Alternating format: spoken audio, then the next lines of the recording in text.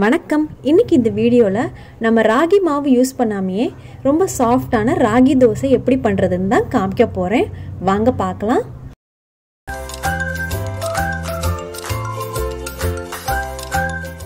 இந்த சாஃப்டான ராகி தோசைக்கு நம்ம ராகி மாவு யூஸ் பண்ண போகிறதில்ல. 1 டம்ளர் அளவுக்கு ராகி மாவு எடுத்துக்கோங்க. இதை நல்லா வாஷ் பண்ணிக்கோங்க. நல்லா வாஷ் பண்ணதுக்கப்புறம் கண்டிப்பாக இதை 3 hours ஊற வச்சுக்கணும். அடுத்து இட்லி அரிசி நம்ம ஊற வைக்கணும். 1 டம்ளர் ராகிக்கு 1/2 டம்ளர் அளவுக்கு இட்லி அரிசி எடுத்துக்கோங்க. இதை நல்லா வாஷ் பண்ணதுக்கப்புறம் இதை 2 மணி நேரம் ஊற வச்சுக்கோங்க. ஊற வைக்கும் போதே 1/2 டீஸ்பூன் அளவுக்கு வெந்தயம் இதையோடைய சேர்த்துக்கோங்க.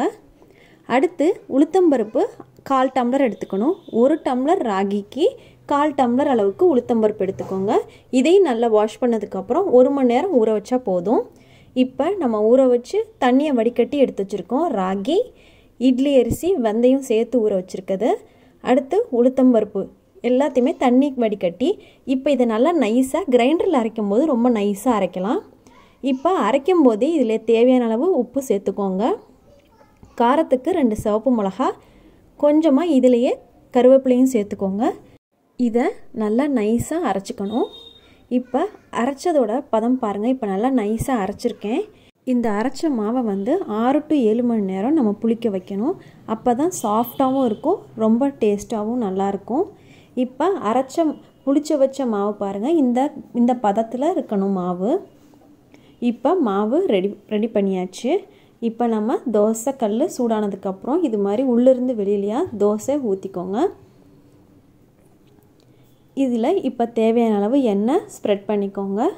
மீடியம் ஃப்ளேம்லேயே வச்சு இதை நல்லா வேகட்டும். தோசை ஒரு சைடு நல்லா வெந்ததுக்கப்புறம் இதை திருப்பி போட்டு நல்லா இன்னொரு சைடும் நல்லா வெந்ததுக்கப்புறம் 2 சைடும் நல்லா வெந்ததுக்கப்புறம் தான் ராகி தோசை எடுக்கணும். இப்போ பாருங்கள், ஒரு சைடு நல்லா வேக வச்சாச்சு. இப்போ இன்னொரு சைடும் ரெடி ஆகிட்டுருக்கு. ரொம்ப சாஃப்டான, டேஸ்டியான, ரொம்ப ஹெல்த்தியான ராகி தோசை ரெடி பண்ணிட்டோம். இந்த ராகி தோசைக்கு பூண்டு சட்னி, வெங்காய சட்னி ரெண்டுமே ரொம்ப நல்ல காம்பினேஷனாக இருக்கும். நீங்களும் ட்ரை பண்ணி பாருங்கள்.